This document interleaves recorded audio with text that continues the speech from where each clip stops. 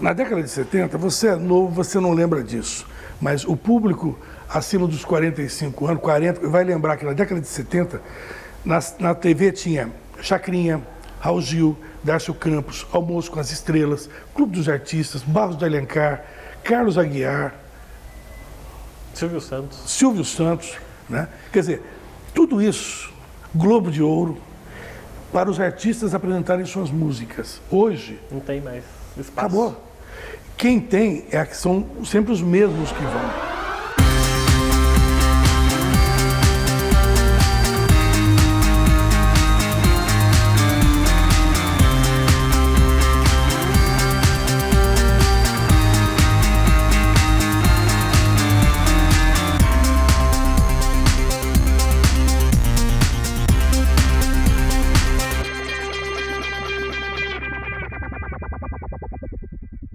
O programa Gente em Destaque vai conversar hoje com Ferreira Leite. Ele é jornalista, apresentador de TV, compositor e autor teatral. Na nossa conversa, gravada no auditório da Câmara Municipal de Jacareí, Ferreira vai relembrar toda a sua trajetória. Atualmente, ele comanda na TV Câmara de São José dos Campos o programa Sua Excelência o Artista, onde recebe convidados das mais variadas áreas culturais. Mas o bate-papo começa sobre a sua família, suas origens e o seu interesse pelo universo das artes. Bom, Ferreira, obrigado pela sua presença aqui na TV Câmara de Jacareí, no nosso programa. Vamos falar um pouquinho, começar essa entrevista sobre suas origens. A gente até estava falando antes da gravação que você é de Minas Gerais, é isso? É isso. Antes de mais nada, muito obrigado pelo convite. Estou aqui à sua disposição.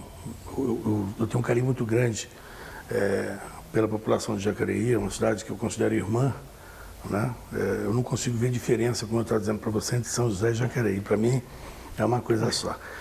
E como São José é uma cidade que realmente ela tem como base, né, pessoas que vêm dos mais diversos pontos do país, eu sou mais um deles. No Réveillon, me lembro como se fosse hoje, o Réveillon de 74, eu cheguei aqui, já tinha parentes que moravam para cá, a gente sempre vem, era garoto ainda, vindo lá do sul de Minas, né? O meu pai trabalhava na Rede Ferroviária Federal, na época era status isso, e naquela época ele como feitor, né, da Rede Ferroviária, ele era muito transferido. Então, os meus irmãos, um nasceu em Cristina, um em Lambari, outro em Soledade, e eu fui nascer em Olímpio, Noronha, uma cidade que eu conheço só por foto. Sempre que vou a São Lourenço, né, eu ensaio. Bom, dessa vez eu vou dar uma esticadinha até para conhecer Olímpio, Noronha, e nunca deu certo, né? Mas as minhas bases mesmo foram todas alicerçadas ali em Soledade de Minas, né? Soledade é uma cidade que, como eu digo, é como São José e Jacareí, existe um cordão umbilical ali, né? Soledade e São Lourenço são coladas. Então você vai em São Lourenço, pega o trem, vai até Soledade, né? E ali que eu passei toda a minha infância, né? A Soledade é uma cidade muito pequena, uns 6 mil habitantes no máximo. E é uma cidade, como diria o Dailor Varela, né? Bucólica, como Monteiro Lobato, assim. Onde tem aquela história das famílias tradicionais, né? A filha do seu fulano, o filho do seu Beltrano, todo mundo se conhece. Eu me lembro, eu tenho uma coisa que marcou muito na minha vida de Soledade para cá, eu sempre comento isso no rádio, que lá, logicamente, não tem ainda rádio, agora parece que tem uma comunitária lá, mas ali a gente vivia em função de um serviço de alto-falante que tinha na chamada Rua do Meio, a Rua Central, onde acontecia o footing, né? O pessoal dava 6 horas da tarde, ligava o sistema de alto-falante, tocando os sucessos da época, 73, 74. E ali a gente era o que movimentava a cidade, né? E você tem características mineiras que guarda até hoje? Tenho. Por exemplo, o quê? Por exemplo, eu sou uma pessoa que mantém tradições, eu sou uma pessoa terrivelmente ligado ao passado, né? Eu trago muita coisa na memória. Eu tenho uma facilidade de registro muito fácil. Por exemplo, eu tenho o hábito de ir no mesmo cabeleireiro, no mesmo açougue, na mesma banca, no mesmo restaurante, né? Parece que ali eu me sinto em casa, é o meu porto seguro, né? Porque ali eu tenho uma referência de conhecimento. Eu chego, eu gosto que a pessoa fale: "Ô, Ferreira, tudo bem? Como é que você está?" Isso não é por vaidade, é um hábito, né? De criar o meu próprio mundo ali. Um ambiente familiar. Um ambiente consistente, onde eu me sinta seguro nele. E como é que foi essa sua infância lá, em Soledade? Brincadeira na rua? Os seus pais deram que tipo de educação para você? Não, eu era muito caseiro, sempre fui muito caseiro. Os meus irmãos sim saíam para ir para nadar, para jogar bola e tal. E eu não, eu já era aquela criança mais doméstica. Eu tinha uma cesta de brinquedos, né? Muitos deles reutilizados, né? Brinquedos que todo dia eu virava minha cesta de brinquedo e brincava. Ia para o grupo escolar, lá está até hoje, agora é a escola municipal, o grupo escolar Quintino Vieira. Lembro até hoje da primeira diretora, dona Kalina, já era uma senhora bem de idade naquela época. A Sueli Bastos, que foi minha primeira professora já no prezinho. Aquelas crianças comuns, né? Que gostavam no prezinho de ser um bom aluno para que no final da aula a professora viesse bater o carimbo no meu caderno para que eu pudesse pintar a gravura. Uma criança solitária, você diria? Não, mas eu sempre fui muito introvertido, né? Dos meus irmãos, eu fui o que demorou mais para poder sair, para ir numa festa, né? Eu sempre fui mais de ficar em casa vendo um filme, né? O que demorou mais para namorar, né? Então eu sempre fui uma pessoa já mais introvertida mesmo. Uma família grande? Como eu diria. Os meus pais, ambos vieram de um primeiro casamento. Então eu tenho 4 irmãos de um primeiro, por parte do meu pai, 4 irmãs, né? E depois mais 4 irmãos, né? Uma delas eu já perdi há algum tempo. Mas eu aprendi uma coisa, Rodrigo. Eu aprendi isso na pele, uma coisa que eu já não estou inventando isso, todo mundo já deve saber. Mas que realmente a base da família, em que pese aí está saindo, todo ano tem o Dia dos Pais, mas é a mãe. Porque eu percebi que depois que eu perdi a minha mãe, enquanto existe a mãe, os filhos se reúnem na casa da mãe, é no Natal, é no Dia das Mães, é no domingo, tudo é motivo para se reunir na casa da mãe. Raramente eu vejo alguém se reunir na casa do pai, principalmente, né? Então, depois que a gente perde a mãe, aí cada um vai para sua casa, né? Então, você passa a ter os contatos esporádicos, né? Continuam irmãos, continuam queridos, mas aí cada um toca a sua vida, porque você perde, né, a sua referência. E essa coisa, você acabou de falar de ir sempre nos mesmos lugares para ter esse ambiente familiar, entre aspas. Depois que sua mãe faleceu e não ter mais esse contato tanto com seus irmãos, isso doeu em você? Ah, mas você perde a referência, não tenha dúvida.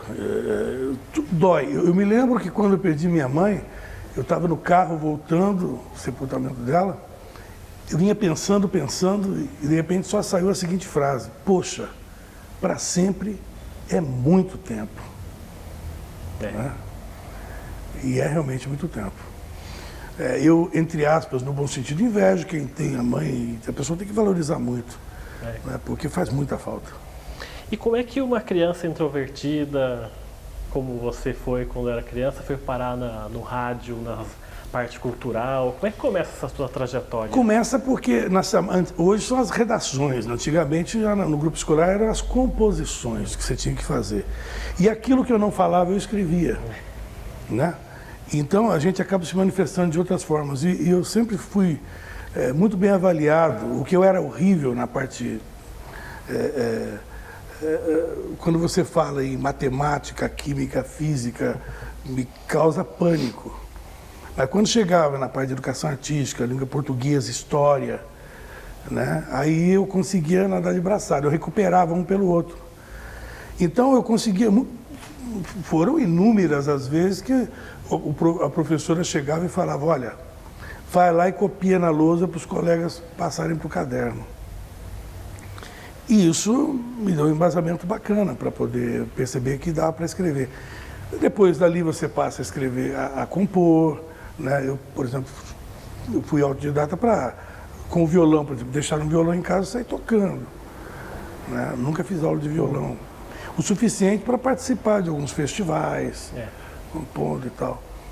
Né? E aí você vai se expressando dessa forma. Aí você começa com o famoso teatrinho da escola, né? E aí você começa a... Mas mesmo esses teatrinhos, essas coisas de escolares, você era ainda muito tímido ou você começou a se soltar mais? Não, era a forma que eu usava, né? Porque aí não era eu, né?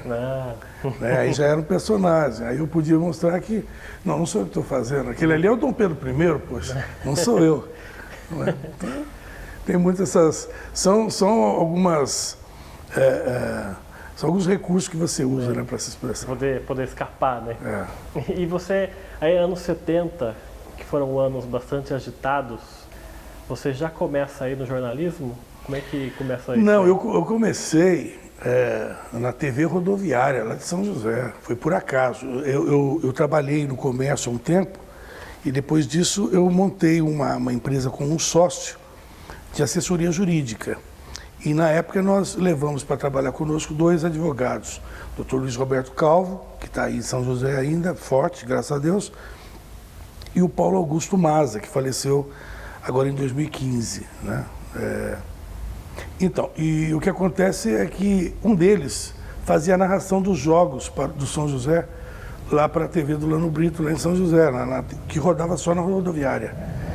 E um dia eu me lembro que foi em 1987, teve um jogo contra a União de Mogi, uma tarde de domingo, muita chuva, e o Calvo me falou, vamos lá para você assistir na cabine, eu coloco você na cabine.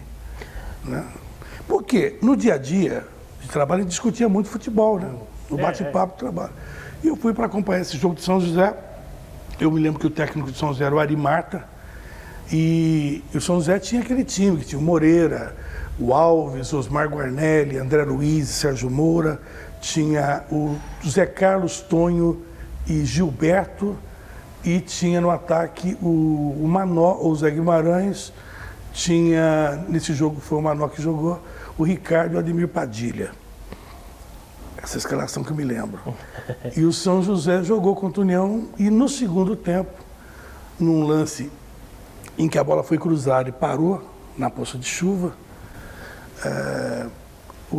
a bola foi cruzada e o Ricardo, centroavante que tinha vindo do Bangu, jogou pelo Paulista de Jundiaí, ele fez uma semi-bicicleta, né, uma meia bicicleta, e fez um gol muito bonito, que até hoje é registrado como um dos gols mais bonitos da história de São José. O que acontece é que nesse jogo, o camarada que ia comentar para o Calvo não foi. E para ele ficar narrando sem ter como parar para tomar uma água, ele olhou para minha cara, né, e falou, olha, senta aí e me ajuda, a gente vai conversando. E eu sentei, e ele falou, e hoje vai comentar com a gente aqui meu amigo Ferreira Leite. Eu tremia, né? Parecia que eu estava falando na Rede Globo, na BBC de Londres. E de repente, aí não parei mais. E daí foi seguindo isso aí? Foi seguindo, depois dali, o Lano também sempre estava com a equipe de esportes, resolveu me aproveitar e tal. Né? E aí eu comecei, na verdade, fazendo uma espécie de um estágio na Metropolitana, na época do José Carlos Guedes, Dirceu Plenamente. Né? E naquele período, estagiárias comigo eram a Soninha Monteiro e era a Sônia Monteiro e agora eu esqueci o nome dela, a Terezinha de Almeida. Como é que eu vou esquecer? A mulher diretora da Vanguarda, esqueci a Terezinha de Almeida, estava lá com a gente. E eu perguntei, isso foi em 87, você falou? 87. Porque eu até citei os anos 70, né? Porque você, nessa coisa de escrever e tal, você escreveu 2 peças. Isso foi assim. Em 78, quando eu comecei a compor, existia aqui em São José um festival de música popular que acontecia na Embraer. Então, eu sempre dividia a autoria com o meu irmão, porque ele trabalhava lá e tinha que um dos autores sem trabalhar na empresa. E a gente dividia e participava. Então eu comecei a compor e comecei a fazer também, escrever teatro. E eu tinha um grupo na época que chamava-se Los Angeles, não tinha nada a ver, mas era um grupo musical e teatral, né? E na parte de teatro eu escrevi 2 peças, uma chamava-se O Amante e a outra O Deus, o Diabo e a Noite. Era um esquete, O Amante, e uma peça, O Deus, o Diabo e a Noite. E na época a gente tinha que passar essas peças pela censura. Os censores vieram para avaliar a nossa peça aqui na antiga Sala Veloso, onde hoje é o COI. E eu fiquei surpreso quando vi que a gente não pôde apresentar. Eu me lembro que na época saiu, tem uma matéria que saiu até no Diário de Jacareí, acho que eu tenho até o recorte dessa matéria, dizendo: grupo quer apresentar peça proibida pela censura, só até aqui no Diário de Jacareí mesmo, da época.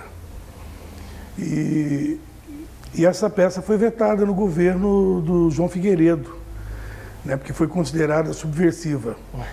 O Deus, o Diabo e a Noite, os personagens eram um traficante, um padre, uma prostituta, um delegado e um homossexual. Estilo Plínio Marcos. Mas não era nada escandaloso, mas eles achavam que, na dúvida, se tivesse alguma metáfora, alguma coisa, na dúvida eles cortavam, né? Eu lembro que o Chico Anísio falava uma frase interessante sobre esses censores, que quem tinha mais medo da censura era o censor. Porque se o chefe dele visse, como é que você deixou passar isso, né? Então eles cortavam muito, né? E até coisas banais que nem tinham tanto a ver. E é chique você ser contra, né? Você às vezes não sabe nem o que é, mas na dúvida você é contra. Porque isso faz parte. Você quer questionar tudo, né? Mas depois você vai passando, vai amadurecendo, você vai vendo as coisas de uma outra forma, né?